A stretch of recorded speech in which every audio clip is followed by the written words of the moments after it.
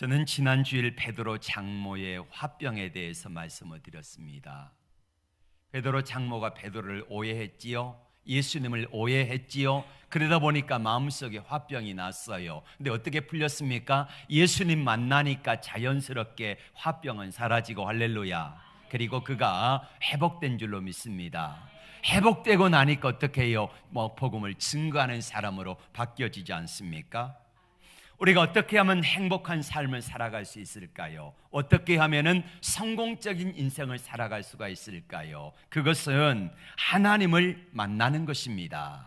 우리 주님을 인격적으로 만나기만 하면 내 인생은 분명히 베드로의 장모처럼 바뀌어질 것을 믿습니다.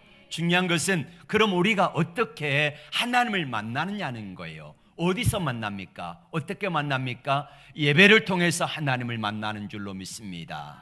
우리가 이 시간에 예배를 드리는 이유는 이사야 43장 21절에 말씀하고 있는 것처럼 하나님의 영광을 위해서 우리를 만드셨고 우리가 하나님을 찬송하기 위해서라고 말씀하고 있습니다. 그렇다고 하면은 예배의 목적은 하나님께 영광이요, 그리고 예배의 목표는 하나님을 만나는 것입니다. 내가 하나님을 만나면은 분명히 이것이 예배가 내 삶을 하나님을 전인적으로 만나게 되면 그 하나님의 능력이 나를 덮으실 것입니다. 그리고 내 삶을 하나님의 능력이 나를 인도해 가실 것입니다. 그러면 내 삶은 달라지고 내 생애는 복된 삶으로 바뀌어질 것을 믿습니다. 이것이 바로 예배를 드리는 이유예요. 우리가 인생을 광야와 같다 그러지요. 광야와 같은 삶을 살아갑니다. 살아갈 때 많은 문제가 우리 앞에 있지 않습니까? 요한복음에 보면은, 자, 저를 집중해 주시기를 바랍니다. 저를 똑바로 봐주세요. 아무것도 하지 마세요. 아무것도 하지 마시고 저만 보시길 바랍니다. 뭐만 하냐면 입을 가지고 아멘만 하시기 바랍니다. 마음으로 은혜 받으시기 바랍니다. 이것만 하시고 하지 마세요. 하지 마세요. 아셨죠? 하지 마세요. 요한복음에 보면은 수많은 문제들이 나오고 있습니다. 인생의 문제는 참 다양해요. 다양한 문제가 있는데 해결 방법은 단 한 가지입니다. 어떻게 하면 돼요? 주님 만나면 되는 거예요. 할렐루야. 여러분의 삶에 어떤 문제가 와도 주님 만나면은 주께서 그 문제를 해결하실 것을 믿습니다. 반대로 말하면은요, 주님 만나지 못하면은 어떤 삶 속에서도 우리가 세상 속에 승리할 수 없다는 사실을 우리에게 말씀하고 계시는 것입니다. 이 자리에 뭐하러 오셨습니까? 하나님 만나러 왔잖아요. 예배드리러 왔잖아요. 그럼 만나고 돌아가시기를 바랍니다. 마음의 문을 활짝 여시기를 바랍니다. 주님 만나고 가시기를 바랍니다.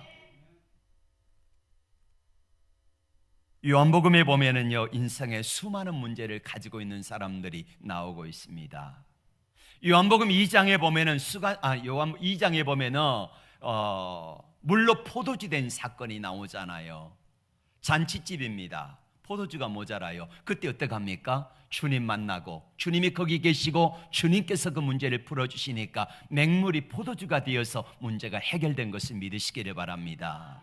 요한복음 3장에 보면 뭐가 나옵니까? 니고데모라고 하는 유대인 관원이 나옵니다. 이 사람은 공의 의원입니다. 돈도 많고 권세도 있고 능력도 있는 사람인데 그가 찾는 게 무엇입니까? 어디가 길인지, 무엇이 진리인지, 어디가 생명인지를 모르는 거예요. 그때 주님 만나셔가지고 이렇게 말씀합니다. 내가 곧 길이요 진리요 생명이니 나로 말미암지 않고는 아버지께로 올 자가 없느니라. 그랬을 때에 이 심령 속에 어둠 속에 빛이 비치고 나서 니고데모가 주님 만나게 되니까 이 사람이 변화된 것을 믿으시기를 바랍니다. 요한복음 4장에 보면 수가성 우물가의 여인이 나와요. 이 여인은 남편을 5이나 바꿨어요. 6번째 살고 있는 지금 이 남자도 내 남편이 아니라는 거예요. 세상의 갈증과 목마름으로 살아가는 이 여인이 예수님 만나잖아요. 예수님 만나고 나니까 어떻게 변화됩니까? 물동이를 버려두고 두려움과 그리고 부끄러움을 무릅쓰고 세상에 나가 담대하게 증거하는 사람으로 바뀌어지는 것입니다. 여러분, 어떤 문제, 어떤 사람이라 할지라도 주님 만나기만 하면 주께서 그 인생을 바꿔주실 것을 믿습니다.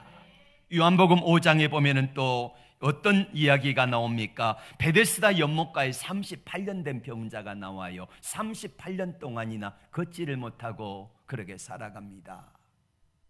38년 동안 고생하면서 그렇게 살아가다가 주님 만나잖아요. 주님 만나서 일어나서 걷게 되는 줄로 믿습니다.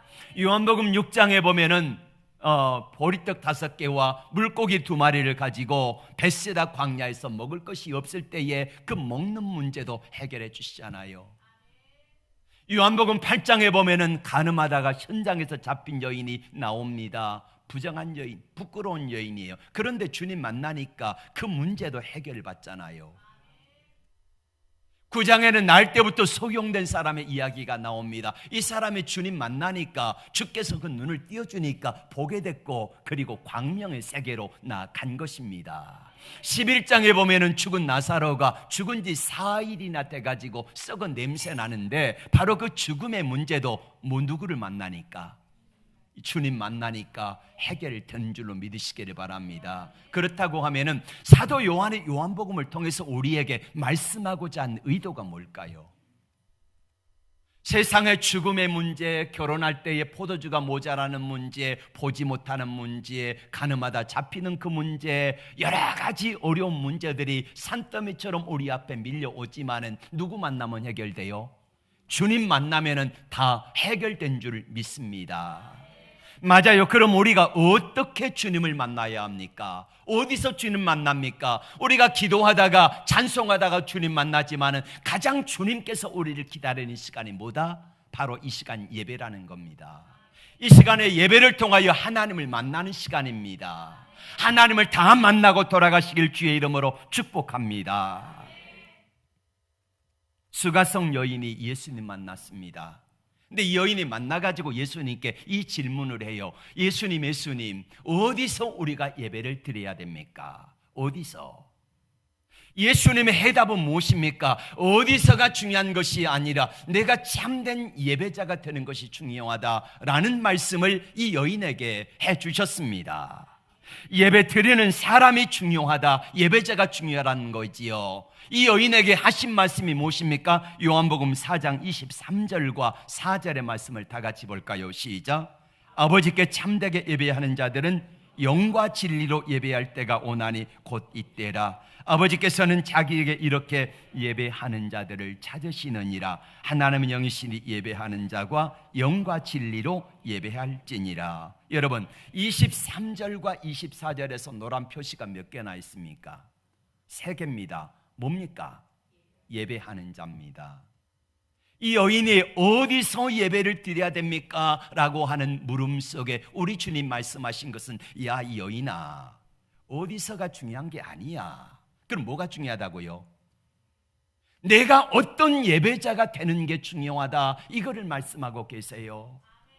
우리는 하나님 앞에 나와서 예배를 드리는데 어디서 예배를 드려야 됩니까? 이것도 물론 중요합니다만 그보다 더 중요한 게 뭐라고요? 내가 어떤 예배자가 돼가지고 하나님 앞에 서서 어떻게 하나님을 만나느냐 하는 것입니다.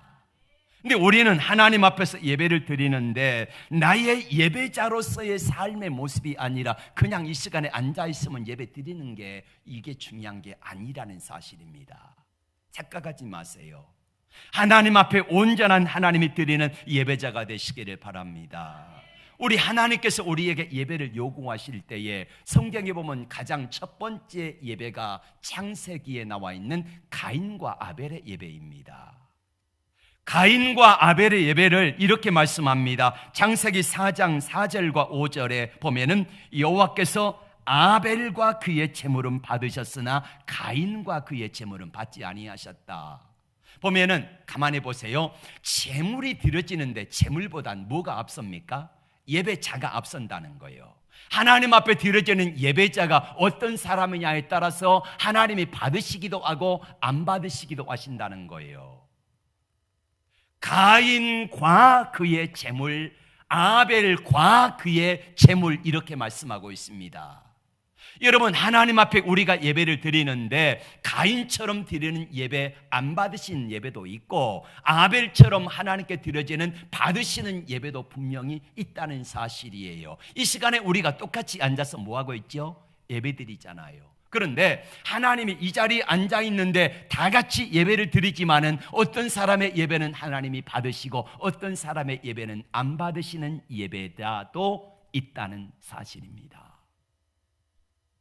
이 시간에 앉아 있는데 나는 내가 드린 예배를 하나님이 안 받으신다, 그런 사람이 있어요.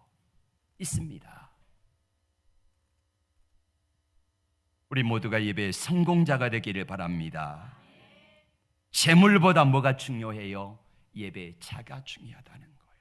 내가 어떤 마음을 가지고 어떻게 예배를 드리고 있는가 하는 그 예배자가 중요하다고 하는 사실입니다. 가인은 예배는 드렸지만은 진정한 예배자가 아니니까 하나님께서 그 예배를 받지 않으셨다는 거예요. 오늘부터 시작해가지고 하나님 앞에서 어떻게 우리가 예배자로 어떤 모습으로 살아갈 것인가를 몇 주 동안 계속해서 말씀을 드리고자 합니다. 하나님이 받으시는 예배자, 하나님이 연락되어진 우리 예배 되어지기를 원합니다. 그러려면 우리가 어떻게 해야 될 것인가? 여러분, 우리가 이 시간에 앉아서 예배를 드렸다 안 드렸다 이게 중요한 것이 아니고 어떤 예배자가 되어서 하나님 앞에 앉아 있는가 하는 것입니다. 내가 하나님 앞에 드려지는 예배자, 하나님이 내 예배를 받으시는 예배자로 설 수 있기를 바랍니다. 수가성 울뭇가의 여인의 이야기가 오늘 나오고 있잖아요. 이 여인은 남편을 5이나 바꿨습니다. 그런데 이 여인이 예수님 만나자마자 첫 번째 물었던 질문이 바로 그것입니다. 어디서 예배를 드려야 됩니까? 어떤 사람은 예루살렘 성전에 가 예배를 드려야 되는데 우리는 북쪽 사람인데 갈 수 없잖아요. 부정하다고 드려지도 않잖아요. 그런데 우리는 예배 드릴 수 없는 환경인데 어떻게 예배를 드려야 됩니까가 아니라 어디서 예배를 드려야 됩니까? 라는 질문을 예수님께 합니다. 그때 예수님께서 이렇게 말씀하지요. 어디서가 중요한 것이 아니라 뭐요? 어떻게 예배를 드려야 되는가, 내가 어떤 예배자가 되어야 되는가, 이것이 중요하다는 것을 이 여인에게 상기시켜 주고 있는 것입니다. 이 여인의 남편을 5이나 바꾼 이유가 뭡니까? 만족함이 없었기 때문이지요. 사람을 보며 세상을 볼 때 만족감이 없었네 한 것처럼 이 여인은 만족감이 없었습니다. 그래서 이 남자 저 남자를 찾다가 보니까 6번째 살고 있는 이 남자도 만족을 주지를 못해요. 세상에 우리가 살아가면서 어떤 사람이 만족하며 살아가는 사람이 있겠습니까? 그런데 이 여인이 예수님 만나게 돼요. 예수님 만나고 나니까 이 여인이 만족함을 얻게 되는 것입니다.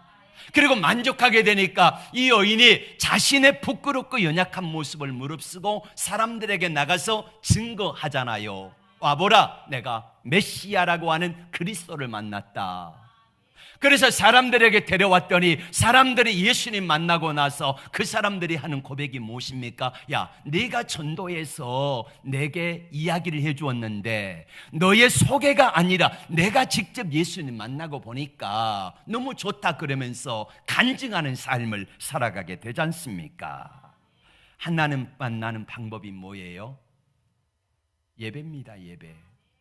이 시간에 하나님을 만나고 있는데 한 개인이든 교회든 마찬가지로 예배를 통하여서 하나님을 만나기만 하면은 그의 인생은 분명히 달라질 것입니다. 그러나 아무리 많이 예배를 드려도 하나님을 만나지 못하면 그 인생은요 안 되는 거예요.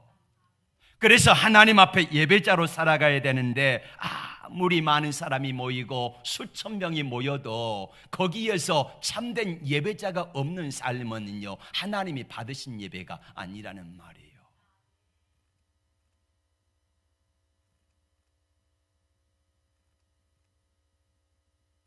축복받는 가장 중요한 원리 중에 하나가 아무리 강조해도 지나치지 않는 것이 예배입니다. 그래서 사단 마귀는 이 예배를 방해하고 예배를 드리지 못하도록 온갖 여러 가지 모든 것들을 총동원해 가지고 방해를 하고 있습니다. 마귀는 알거든요. 예배가 축복의 원리다. 예배가 축복의 통로다. 이거를 알기에 사단 마귀는 그렇게 집요하게 예배를 온전하게 드리지 못하도록 방해하는 겁니다. 하나님이 무엇으로 우리를 축복하실까요? 어떤 사람을 축복하실까요? 예배의 성공자를 하나님이 찾으시는 것입니다. A.W. 토저는 이렇게 말했습니다. 예배에 실패한 그리스도인은 모든 인생에도 실패하는 것이다. 이렇게 말입니다. 예배 속에 하나님의 영광을 온전히 경험하지 못하면 인생은 실패하게 되어진다는 것입니다. 그러므로 올 한 해 매주일 예배 속에서 하나님의 임재와 거룩한 하나님의 영광을 보시기를 주의 이름으로 축복합니다. 이게 예배의 성공자가 되는 거예요. 예배만 살면 영혼이 살고, 영혼이 살면 뭐예요? 범사에 살고, 그리고 강건하게 되는 축복을 주님이 약속하신 것을 믿으시기를 바랍니다. 어떻게 하면 예배의 성공자가 될 수 있어요? 예배에 집중하는 것입니다. 집중이요. 하나님 앞에 예배자로 섰으면 온전히 예배에만 집중을 해야 되는데 우리는 예배에 잘 집중을 하지 못하는 사람들이 너무 많아요. 이 자리에 앉아있지만 생각은요, 저기 산에 가 있는 사람도 있고, 이 자리에 앉아있지만 이 시간 끝나고 나서 저기 모임에 가야 되는데 여기에 빠져있는 사람도 있고, 예배 드리는 이 시간에 하나님께 집중하는 것이 아니라 산으로 가고 들로 가고 집으로 가고 여러 군데로 흩어져서, 이건 하나님께 집중하는 것이 아니라는 거예요. 예배를 드리는 것이 아니라는 거예요. 몸은 앉아있는데, 껍데기는 앉아있는데 하나님께 예배 드리는 삶의 모습이 아니라는 것입니다. 예배는 우리의 모든 생각을 그리스도께 복종하고 집중하는 시간입니다. 참된 예배자의 모습을 우리는 다윗을 통해서 볼 수가 있습니다. 하나님의 법궤가 예루살렘 성전으로 돌아옵니다. 예루살렘으로 하나님의 법궤가 들어올 때에 다윗이 너무 기쁘고 즐거워서 하나님께 예배를 드리면서 춤을 추는데 그의 겉옷이 벗은 줄 모르고 춤을 추잖아요. 하나님께 집중하니까, 예배에만 집중하니까 다른 사람들이 뭐라고 하든 상관하지 않습니다. 오직 나와 하나님과의 관계만이 중요한 거예요.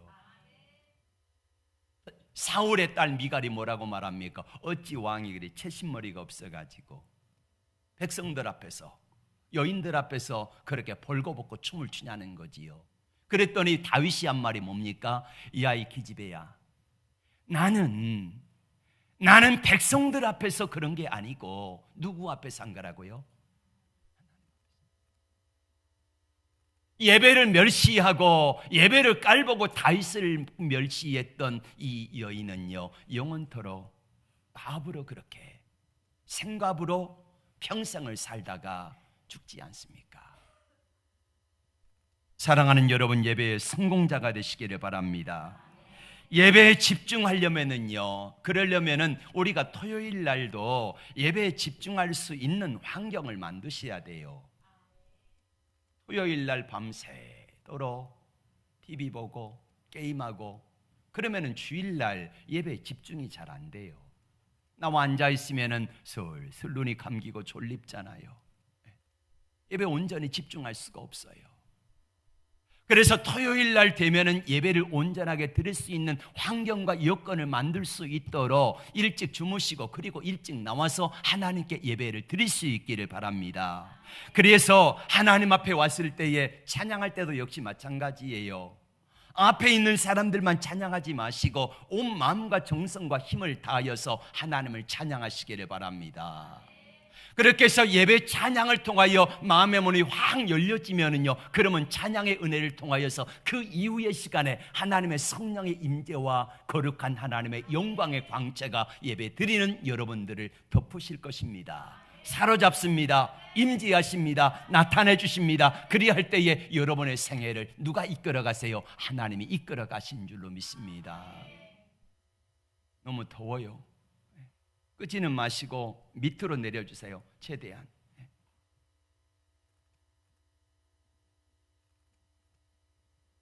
성경에 보면은 예배에 실패한 사람들의 이야기가 참 많이 나옵니다. 가장 먼저 예배를 드렸던 가인과 아벨의 예배. 여러분, 가인이 예배에 실패하고 나서 살인자가 되잖아요. 예배에 실패하니까 살인자가 되어지는 거예요.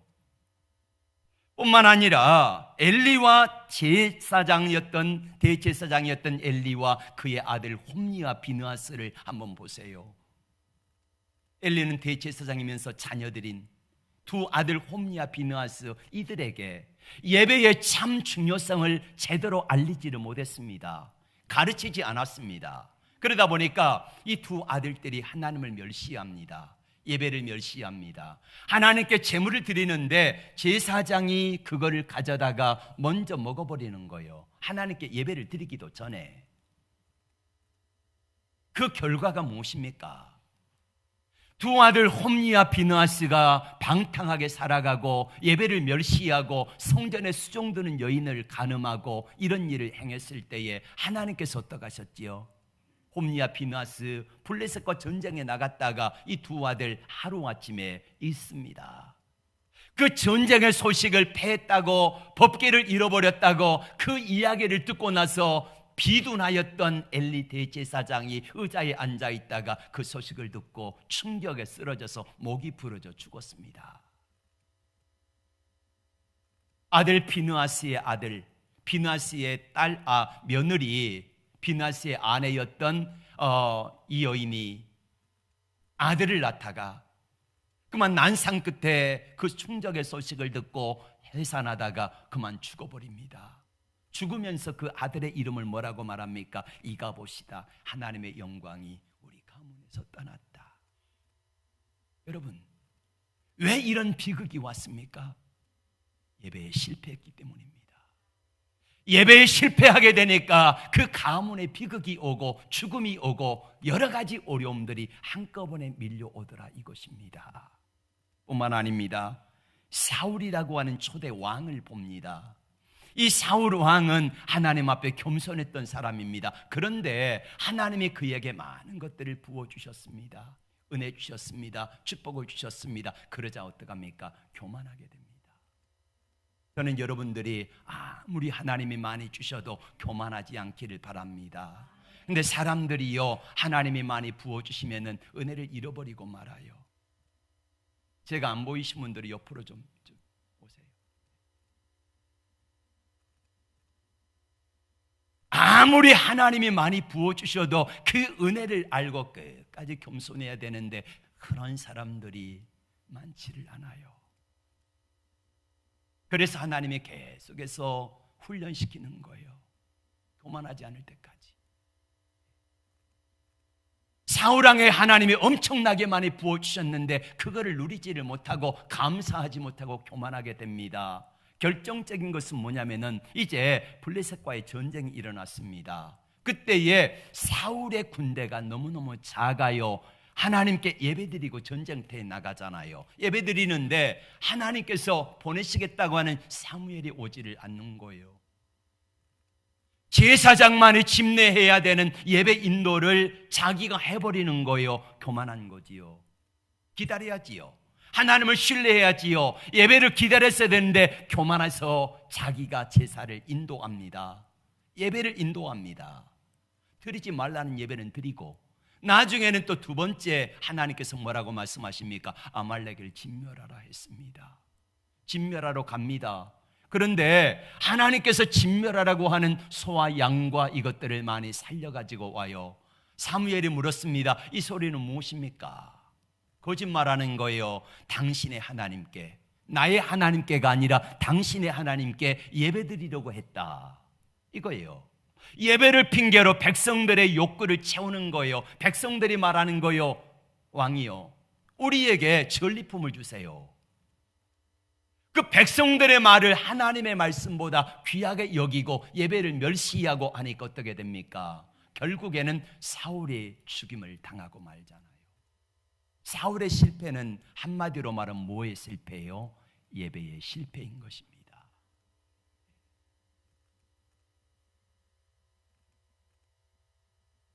마지막 구약 성경에 보면은 말라기 시대가 나옵니다.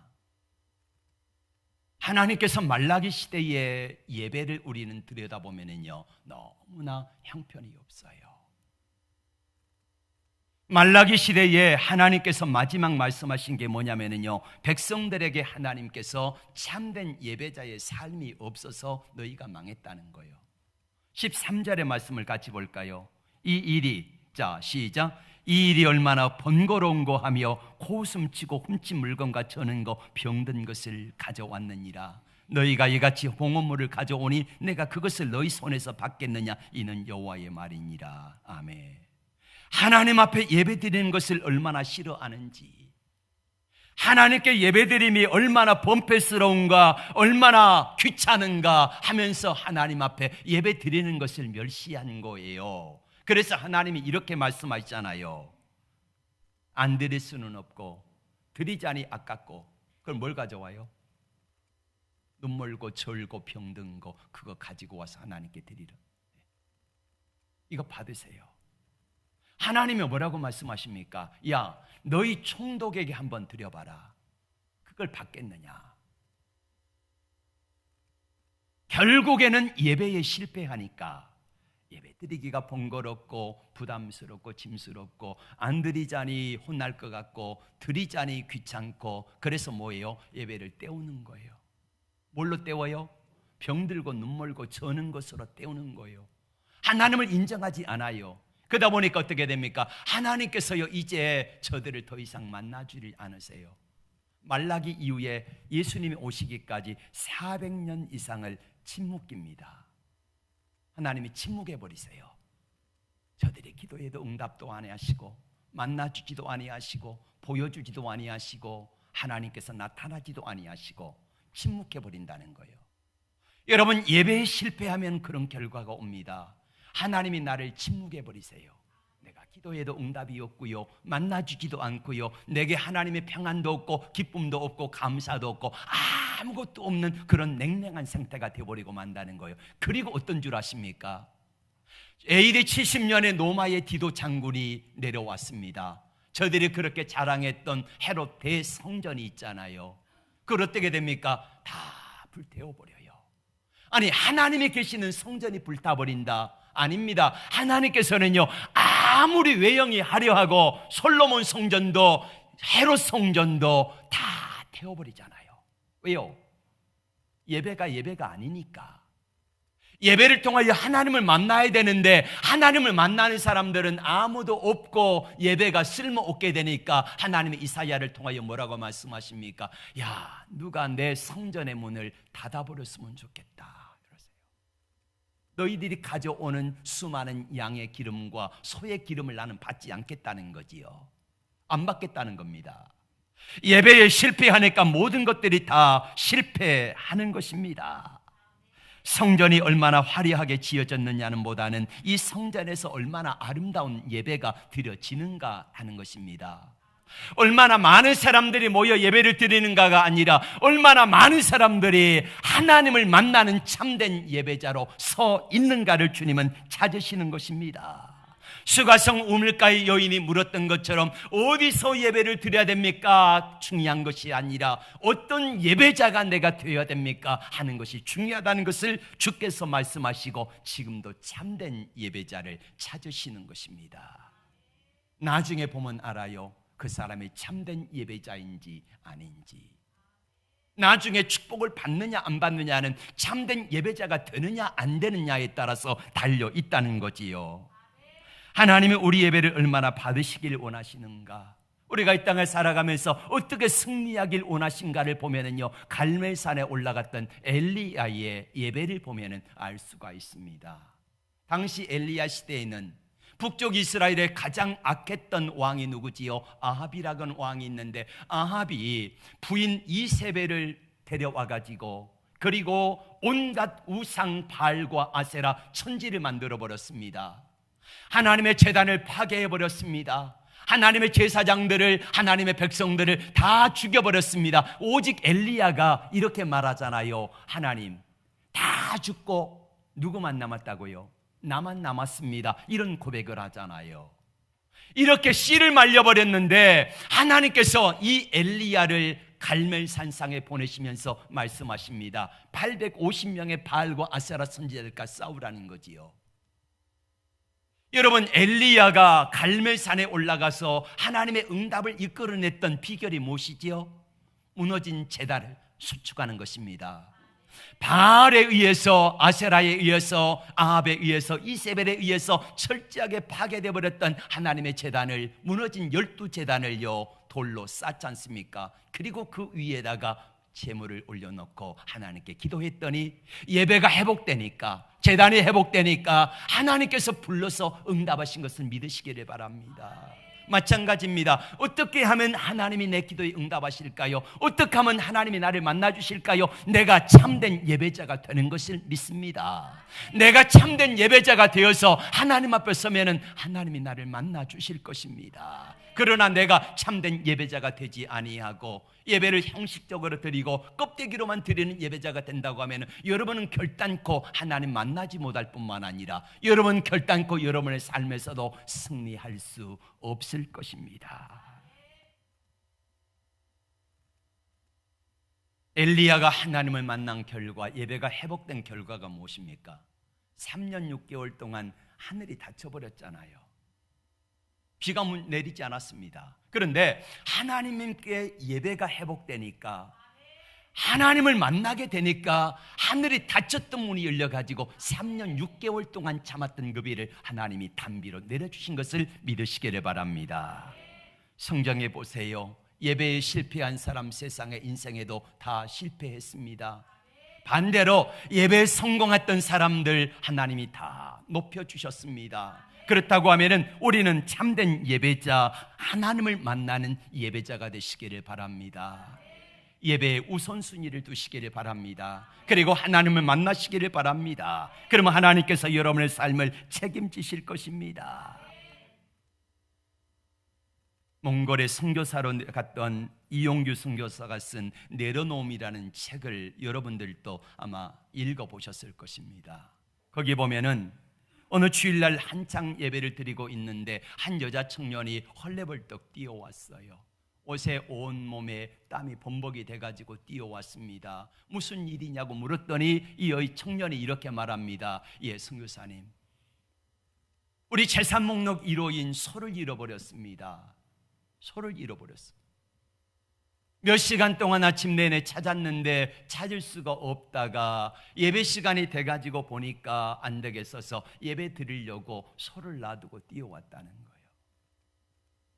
재산 목록 1호인 소를 놔두고 예배? 소보다 예배?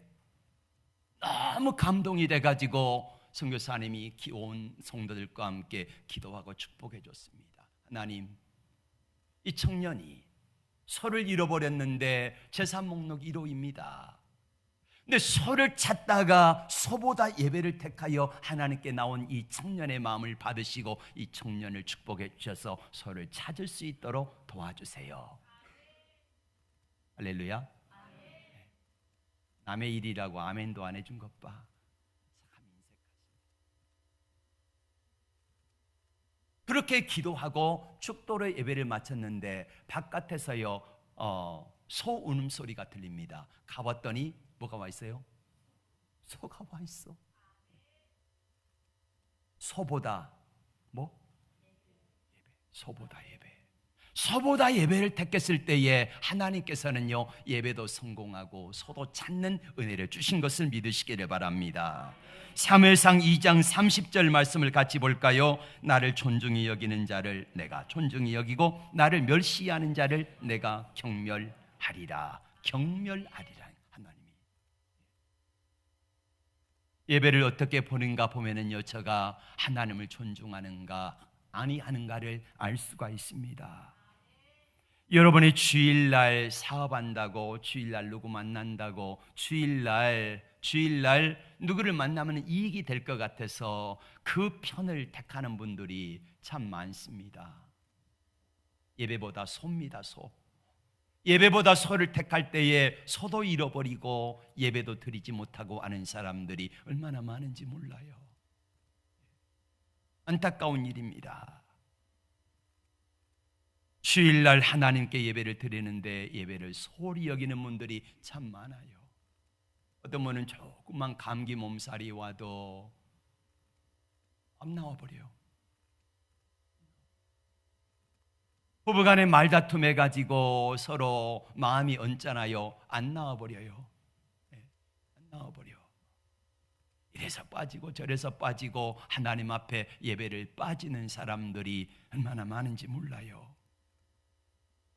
만군의 하나님 여호와 하나님을 경배하고 하나님을 만나는데, 하나님이 내게 만나서 복을 주시겠다고 하시는데 그 시간을, 하나님 만나는 시간을 귀하게 여기지를 않아요. 여러분, 우리가 대통령을 만나러 가든지 하다못해 부천 시장을 만나러 가도요, 일찍 가잖아요. 가서 무슨 말을 해야 될까? 옷도 좀 예쁘게 입고 가고 겸손하게 하고 그러면서 만나러 가잖아요. 그런데 하나님, 살아계신 하나님을 만나러 가는데 우리가 하나님 앞에서 어떤 예배자가 되어야 되는가, 이것을 알지 못하고 하나님을요 너무 만으로 여기고 있어요. 하나님, 우리 아버지 너무 친해서 그렇습니까? 친한 거하고 하나님을 존중해 드리는 거하고는 우리가 다르잖아요. 실존주의 철학자 키에르케고르는 그의 책에서 예배에 대해서 참 말씀을 잘 해놓았습니다. 그는 이렇게 말합니다. 연극에 배우가 있고 관객이 있지요. 배우가 있고 관객이 있습니다. 예배도 마찬가지로 배우가 있고 관객이 있다는 거예요. 예배 시간에 배우는 누굽니까? 많은 성도들이 그렇게 생각합니다. 목사님이 설교할 때는 배우고 여러분 앉아있는 나는 뭐예요? 관객이다. 이렇게 잘못 생각하고 있어요. 그러니까 목사님, 저는요 구경하겠습니다. 그러니까 아멘을 안 하는 거예요. 왜요? 나는 관객인데, 나는 돈 내고 왔는데. 목사님은 월급 받고 예수 믿잖아요. 맞기는 맞아. 월급 받고 예수 믿어요. 우리는 돈 내고 예수 믿잖아요. 그래서 여러분이 관객이고 목사는 배우입니까? 제가 찬양할 때도 유심히 한번 다 쳐다봤습니다. 오늘 이 설교해야 되니까. 근데요, 절반 이상이 주보를 띠적띠적거리거나 아니면 묵묵히 이렇게 고개를 숙이고 있거나 휴대폰 만지작거리거나 다 딴 일을 하고 계세요. 이 시간에 찬양하는 우리 권사회가 찬양하면은 그 찬양을 권사회가 여러분들을 대표해서 드리는 거잖아요. 그런데 나의 대표해서 하나님께 찬양을 드리는 시간인데 권사님들 찬양할 때에 다 이렇게 말하고 싶지요. 목사님, 그래도 귀는 듣습니다.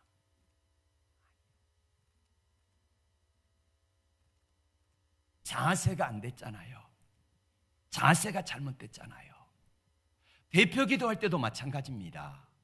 대표 기도는 우리 김용길 집사님이 오늘 기도를 하셨는데 마음에 얼마나 와닿는지 몰라요.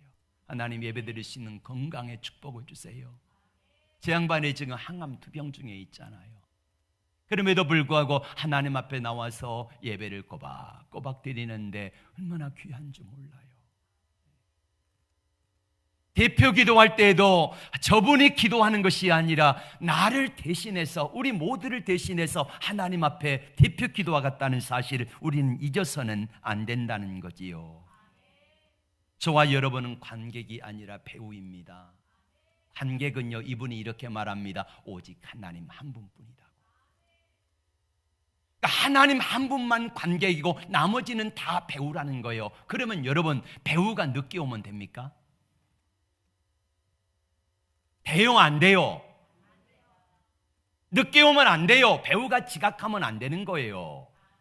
배우가 여기 앞에서 이 연극하다가 졸면 됩니까? 안 되는 거예요. 예. 배우가 앞에서 공연하다가 휴대폰 오면은 휴대폰 받으면 됩니까? 안 되는 거예요. 안 되는 거예요. 그런데 우리는 하나님이 싫어하신 일들은 다 하면서 배우가 아니라 관객으로 앉아 있는 거예요. 내가 관객으로 앉아 있다 보니까 관객이야 좀 늦으면 어떻습니까? 예? 좋은 데는 영국에 아니면은 음악회 가면은 세종문화회관 이런 데 보면은 정시의 문 딱 닫아버리더라고요. 못 들어가게. 근데 배우가 늦으면 안 되잖아요.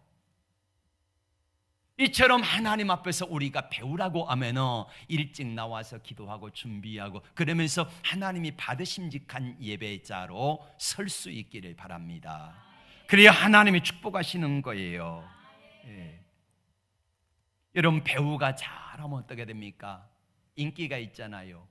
그래서 광고도 찍지 않습니까? 광고 한 편에 잘 나가는 사람들은요 한 일회당, 그러니까 광고 한 편 나가는데 뭐 5억이고 10억이고 20억고 이렇게 받더라고요.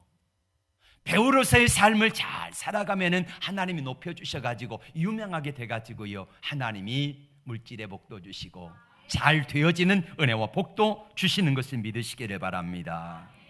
저는 지난 날들의 많은 간증 가운데서 가슴속에 아직도 많이 남아있는 충격적인 그런 이야기가 아직도 떠오릅니다. 한 분 여집사님이 콩나물 장사를 하면서요 아들 셋을 키웠습니다. 남편이 일찍 여의고 아들 셋을 기르니까 얼마나 고단합니까? 얼마나 힘들어요. 그럼에도 불구하고 열심히 예수 잘 믿으면서 그렇게 콩나물 팔아가지고 아들들을 키우면서 살아가는데 이분이 반지하 새방에 살아갑니다. 소원은 1층으로 지상으로 올라가는 게 소원이에요. 그래서 적금을 2천만 원짜리를 들었네. 드디어 이제 타게 됐습니다. 타게 되는 이제 며칠 전부터 집을 다 봐가면서 적금 나오면 이사 가자고 아들 셋 데리고 집도 보고 이렇게 했는데 어떻게 알았는지 이웃집에 사는 아주머니가 와가지고 빌려달라 그러네. 근데 뭐라고 하냐면요 내 아들이 교통사고를 급히 만나가지고 병원에 입원해 있는데 교통사고 나서 그 보상금이 나오면 갚을 테니까 3일만 쓰고 줄 테니까 이자까지 쳐서 줄 테니까 좀 빌려달라 했습니다. 예수 믿는 사람이 아들이 교통사고 나가지고 죽어간다고 하는데 안 빌려줄 수도 없고 그래서 3천만 원, 2천만 원을 빌려줬네. 3일이 되면 갚겠다고 했던 이 여인이 오지를 않아. 5일째 돼도 오지 않아. 그래서 찾아가 봤더니요 그 여인은 이사가 버리고 없어요. 그리고 빚쟁이들이 많이 와가지고 빚 갚으라고 당신도 당했냐고 그러면서 수군대는 이야기를 합니다. 얼마나 낙심이 되는지. 그래도 예수 믿고 열심히 꿋꿋하게 다시 적금을 넣어가면서 살고 있는데 1년 만에 전화가 왔습니다. 그날이 주일날입니다. 주일날 아침에 전화가 와가지고 아무개 엄마 내가 아무리 해도 이 아무개 엄마의 돈은 갚아야지 갚지 않으면 도저히 마음이 편치 않을 것 같아가지고 연락했다고. 내가 지금 공항인데 급하게 떠나야 되니까 빨리 오라고 몇 시까지 오라고 했습니다. 시계를 보니까요 예배 드릴 시간에 만나는 거예요. 그래서 이 여인이 어떻게 하냐면요 예배를 드리러 가야 될까 아니면은 그 여인에게 가서 1,000만 원 돈을 받아와야 될까 고민이 생깁니다. 그러는 가운데 하나님의 성령께서요 이렇게 말씀하시는 것 같았어요. 야 사랑하는 딸아 내가 너를 위하여서 십자가에 못 박혀 온몸과 피를 다 쏟아 부어줬는데 너는 그거 1,000만 원 때문에 내게 예배드리는 일을 귀하게 여기지 않겠다는 거냐.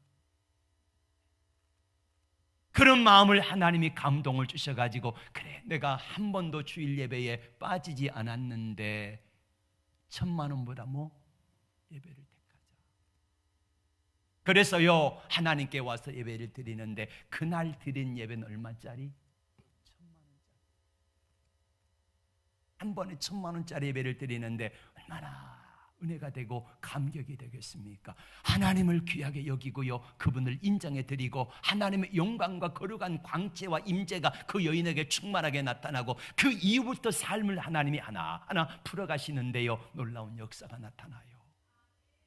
그래서 반지하에서 올라가 가지고 전세로 가고 집도 사고, 그리고 더 놀라운 것은 콩나물을 떼다가 파는데 콩나물 공장하는 사장님이 이 여인을 눈여겨보고는요 이렇게 말했습니다. 누구 엄마, 이 콩나물 공장을 사라고 내가 싼 가격에 넘겨주겠다. 그래서 콩나물 공장도 하고 하나님께서 자녀들을 풀어주셨다고 하는 놀라운 간증의 역사가 있어요.